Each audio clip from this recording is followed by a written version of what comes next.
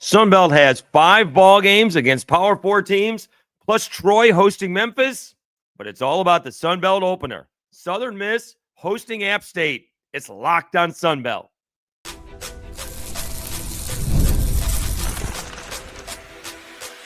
You are Locked On Sunbelt, your daily podcast on the Sunbelt Conference, part of the Locked On Podcast Network, your team every day. All right, Dave Schultz, Locked On Sunbelt, your teams every day. This episode brought to you by Mazda. Like our players, we sweat every detail because when you make every move count, pulling off the unexpected is only the beginning. Stay tuned later for highlights in this week's Moving the Game Forward, Mazda, Move, and Be Moved. All right, we'll preview all of them. And obviously, we got those big Power 4 matchups, plus Troy. Can Marshall bounce back? Is Marshall even playing? Did I mess it up already? No, they got Eastern Kentucky. That's right. Okay. But the big one is Southern Miss hosting App State. And I'm not sure what to make of this ball game because of who the teams have played so far, right? Everyone telling me how good Charlotte was because they're an FBS team. And I believe Charlotte has 14 points in 2 ball games. So not all that great, Bob. Southern Miss I played okay against Mississippi State, but Mississippi State's better than I thought. All right, fair enough. Jeff Lebby, good stuff. Congratulations. And played well enough to win against Jackson State. Jackson State's pretty good for an FCS HBCU school. So, but they didn't dominate. They're having trouble running the football. All right. And last week, App State just turned the ball over consistently. Although I will say, I don't care what level you're playing at, you hold a team to -1 yard rushing. That's impressive. All right. So App State's rush defense is good. Southern Miss is rushing the ball not very well at all. That's where I think the difference is going to be at. I also want to bring this up. I guess for lack of a better term, these coaches are begging the fans to come, aren't they? I mean, begging. Charles Huff does it with his personality. I think John Summerall's done it with his. Haven't heard it from Dez, but they're going to Missouri. And I guess the Cajuns did have 26,000 there for the McNeese game. That's a solid crowd. Or I'm just going to say that, beggars can't be choosers. That's a solid crowd. But it does feel like they're begging fans to come. It's a Sunbelt opener. You have to beg the fans to come. I don't know. But everyone's doing that. All right. And again, I went to that Louisville JMU game, and I know that's an ACC squad hosting a Sunbelt game, and it is on a Friday night, and it was Bourbon Fest. So I don't know. Most of the people attending Bourbon Fest are from out of town, but most of the people working Bourbon Fest are from the area. So maybe that caused another 10, 15,000 people to be there. I don't know. But I just see these coaches out there just begging fans to come. I find it very strange. But it is what it is. Having said that, in this ball game, I'm going to like App State a little bit. All right. They're favored in this game. And this is a huge ball game for both teams. Right. And there can be a moral victory. Right. You want to see better play. All right. Especially, for both these squads. Right. I mean, remember, Southern Miss wins this ball game. They've doubled their win performance from last year. So they're already in the win column, all right, if they get a second win.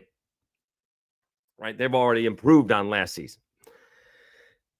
App State also, they got a shot. They're going to Boise State. They get Oregon State, I think, coming to them. There is an opportunity here for App State to have a huge, they have Boise State on the road and then Oregon State coming to them. It's a huge opportunity for both these squads. All right. But I just like where App State is. And I know the score doesn't look great against Lindenwood last week, 20-13, but that's due to 4 turnovers. App is a 3.5-point favorite. These numbers are relatively the same. AJ Swan, 50 of 80, 5 touchdowns, 1 interception. Braylon Braxton, 46-69, right? 5 touchdowns, 1 interception. Those are basically the same numbers. Here's the difference. Dubinion, the running back for the Mountaineers, has 305 yards. Pittman, the leading rusher for the Golden Eagles, has 87. All right. Stroman, the leading receiver for the Mountaineers, has 230 yards. Chester has 93. So that's the problem, is that App State's offense seems to be in a little bit more of a groove early on this season. And App State's strength defensively is Southern Miss's weakness in terms of being able to run the football. What they do against Jackson State, running the football. Southern Miss, they had 363 yards. That's pretty good. They ran it against Jackson State, 139 yards, less than 4 yards a carry. Just about 4 yards a carry, 3.9. So not bad, right? That's not bad. It's not great, but it's not bad. And then you can see what they did against Mississippi State. They lost 37-17. And they ran it for 102 yards. So that's not bad either, right? That's 3 yards to carry, but 100 yards against Mississippi State. That's not awful. But again, App State's really good defensively against the run. I think this game is a little bit late. Be able to come home and watch it.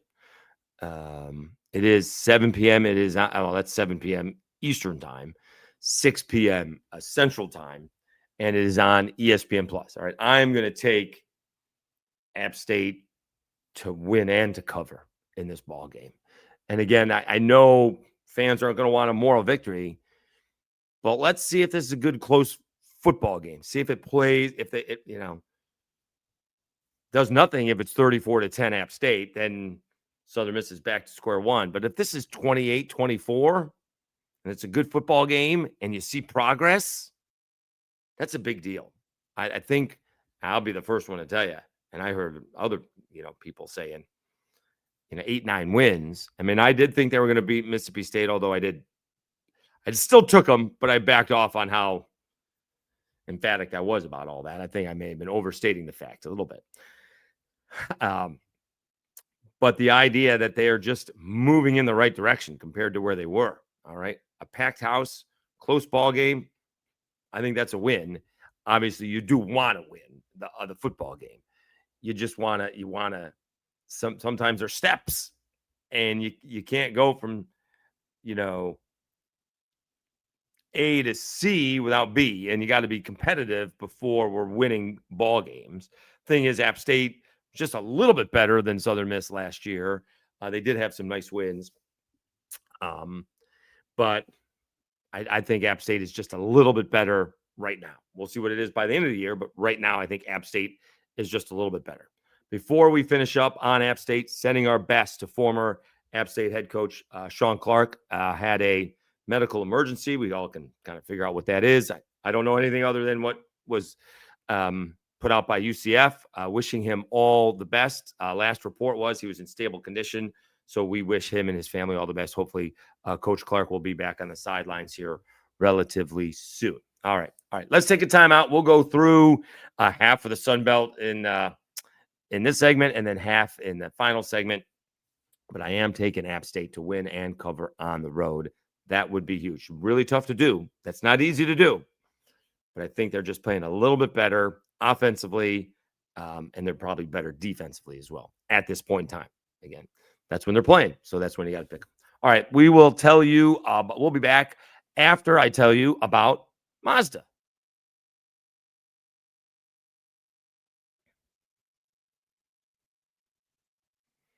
This episode is brought to you by Mazda's moving the game forward. For those who believe it's not just about playing the game, it's about redefining it.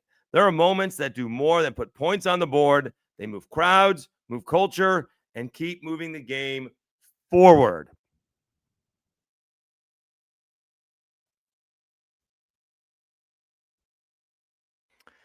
I'm going to be all homer here. I'm going to go with the Cajuns. All right. They came off a bad loss, injured quarterback, got it going towards the end of the ball game. Daniel Beal struggled a little bit, didn't turn the ball over. but they got the running game going. Rushed for over 300 yards, I think it was, against McNeese. And so we're going to give it to the Ragin Cajuns, moving things forward. When you follow what moves, the unexpected is only the beginning. And just like there's more to every highlight, there's more to a Mazda vehicle. Mazda, move and be moved. Probably more with those Cajuns coming up a little bit later.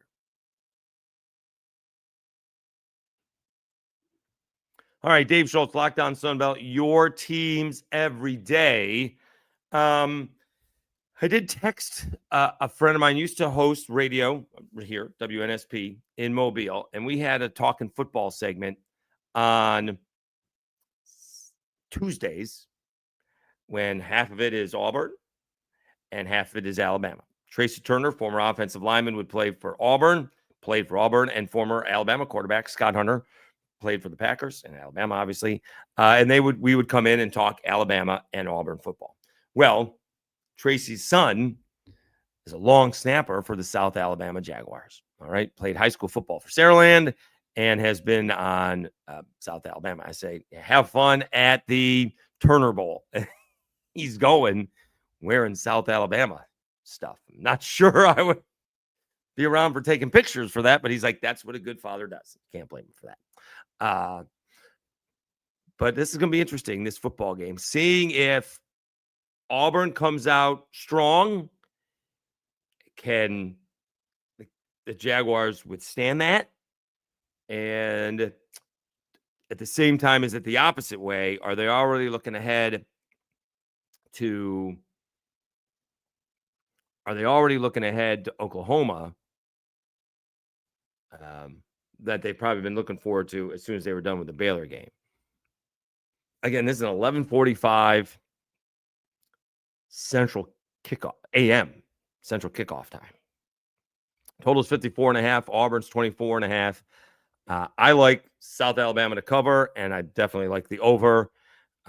South Alabama can move the ball. All right. We'll see if they can do it against Auburn. All right. Auburn did really well defensively against Ball State.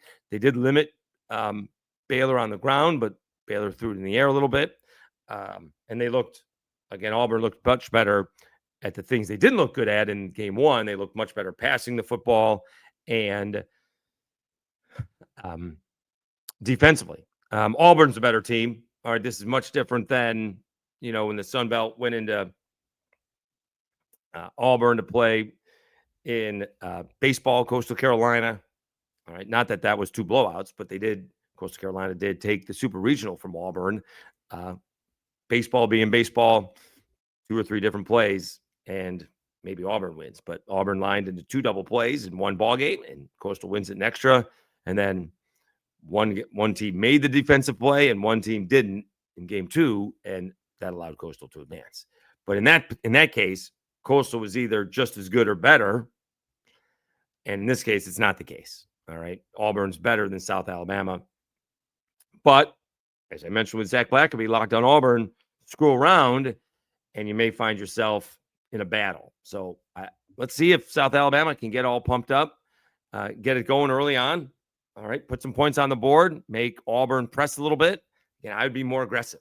All right, I don't have to do it all game long if I am getting beat over the top on a regular basis, but I'm going to force Jackson Arnold to throw it more than 6 yards. All right, he had a solid ball game last game, very solid against Ball State, but he's 24 of 28 for 254 yards. I mean, he can't be any more efficient than that. 24, 28, 3 touchdowns. That's outstanding.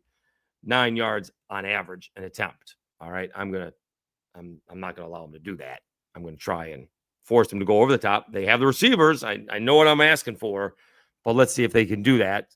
So far, Baylor nor Ball State attempted to do that. I'm going to pressure because I don't need to be dink and dunked all game long. The way Jackson Arnold was that efficient against Ball State. So I'm going to take Auburn's going to win this ball game, but I'm going to take South Alabama to cover, and we're taking the over in this one.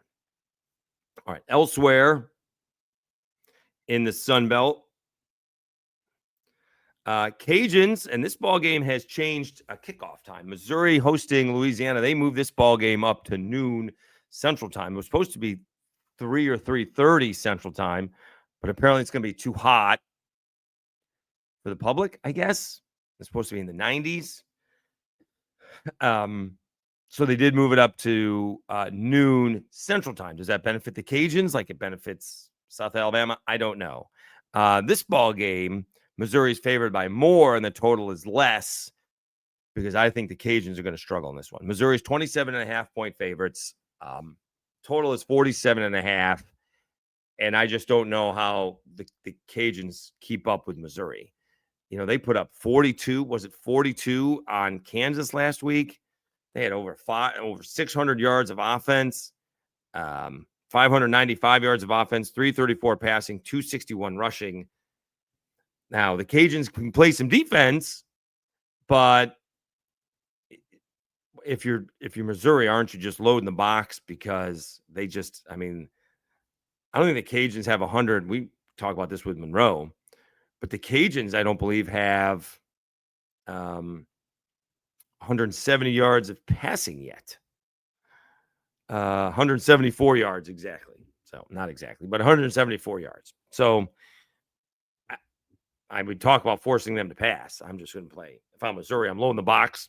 I'm going to let all those defensive backs play man-to-man and see if you can beat me. That's what I would do. I don't know if they would even have much of a shot with Walker Howard play because he didn't play very well against Rice, or they didn't play very well against Rice either. So if the Cajuns are going to have a shot here, they're going to need a bunch of turnovers, and the defense is going to have to play well, and it's going to have to be, a 21-17 ball game. If Missouri's starting to put up more than 3 touchdowns, I don't know how the Cajuns keep up. So I hope they do. I'll be rooting for them, obviously, but this is a mismatch. When the season started, I thought Walker Howard was going to play much better. He didn't. Now he's hurt.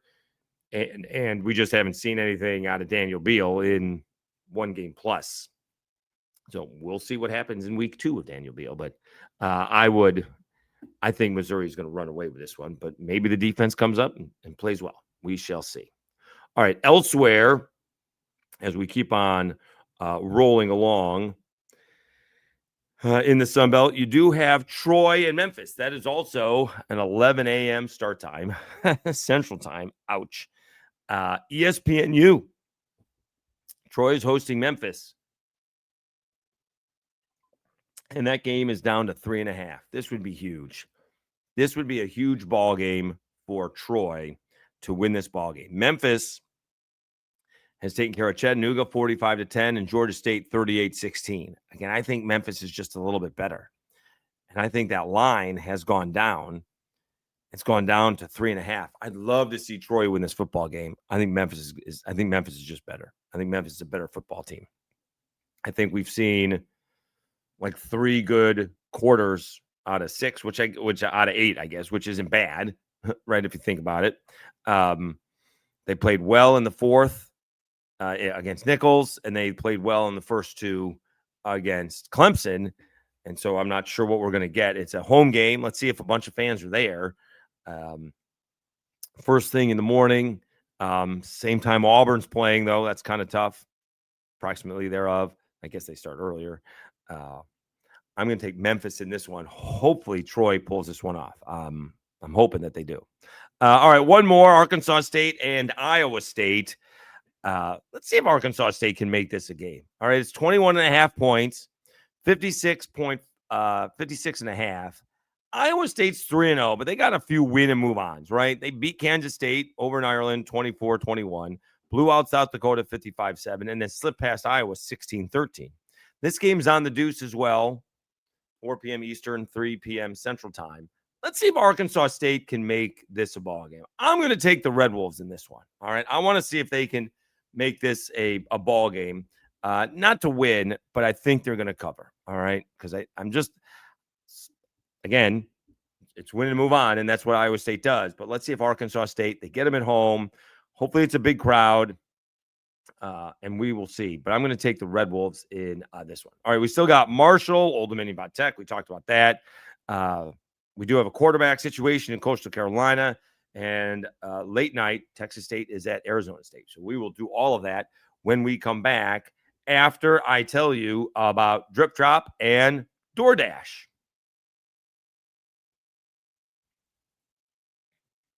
If you're trying to stay on top of your routine, whether that's workouts, long days on campus, or staying focused through back-to-back classes, hydration is where it all starts. And that's where DripDrop comes in. When I'm on top of my hydration, I notice everything works better. My energy, my mood, my focus, even my skin. But getting enough fluids every day isn't always easy. That's why I've been using DripDrop. DripDrop is doctor-developed and scientifically proven for fast hydration. It uses the perfect balance of sodium electrolytes and glucose to help your body absorb fluids quickly, delivering 3 times those electrolytes and half the sugar of a leading sports drink. Again, giving those tours inside the warehouse can get awfully toasty and humid. And so DripDrop has been a big, big help. Right now, DripDrop is offering Locked On listeners 20% off your first order. Just head to DripDrop.com and use promo code LockedOnCollege. That's DripDrop.com, promo code LockedOnCollege for $20 off. Stock up now before the heat hits hard. And DoorDash. It's almost the weekend. All right, time to look back, though, and crown this week's MVP on Who Delivered, powered by DoorDash. Just like you can win every Saturday with DoorDash Streaks, saving more every time you order, these players delivered when it mattered most. Let's break it down. I told you about the Cajuns earlier. I'm going to go with the Cajuns. I'm going to go with Bill Davis. All right, the Cajuns needed to run it against McNeese, and Bill Davis did. He ran for 132 yards and 2 touchdowns on just 19 carries. He was outstanding. And just like Bill Davis delivered for the Cajuns, DoorDash delivers your Saturdays. With DoorDash Streaks, you save every Saturday you order. Stack up all season, and you could save up to $250, including $100 in DoorDash credits. Order this Saturday. Keep the streak alive. Fuel your game day only with DoorDash. Terms apply. Promo period through November 18th.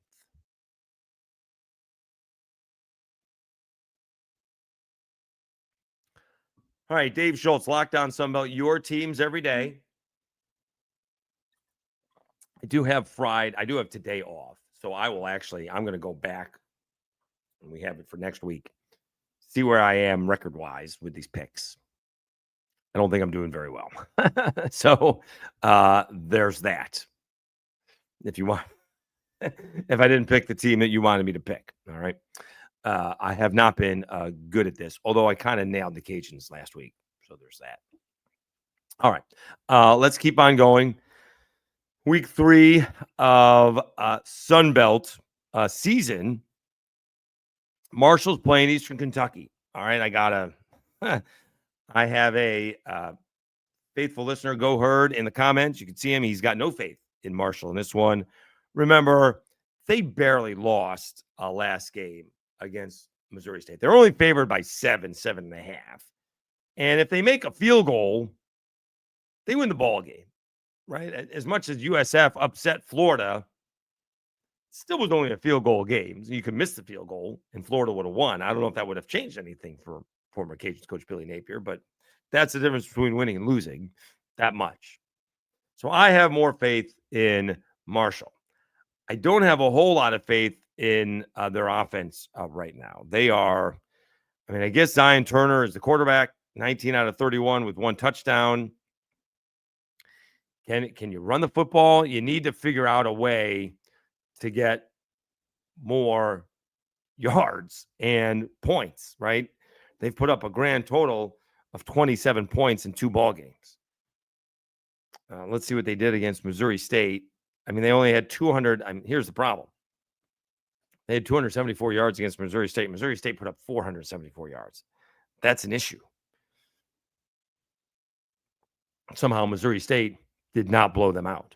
All right. And then, obviously it's not a fair comparison against Georgia, but they only had 207 yards. So, and Georgia had almost 500, 488. So it's an issue. All right. They're going to win this ball game. I saw people think it's got to be a blowout. There's going to be a little bit rebuilding. All right. I know the championship players, outside a handful of them, are not playing for Southern Miss. I get that. But next players up would have been. So it's a whole new bunch at Marshall. You got to give them a chance to gel. And that's not necessarily as easy. It's a whole new program, whole new deal. We'll see how long it takes. All right. It's not off to a good start. And the thing is, you need the quarterback. And so far, that's off on shaky ground. So we'll see if Zion Turner, if he plays a little bit better against against Eastern Kentucky. I think they're going to win that ball game. Probably not going to be all that close, but I'd like to see them put up more points and play a little bit more defense is the problem. All right. Again, we went over Old Dominion, Virginia Tech. This is down to 6.5. So the money's coming in on Old Dominion. I think Old Dominion is going to win the ball game. All right. I do. I don't think Virginia Tech is very good. As much as Billy Napier is on the hot seat, so is Brent Pry.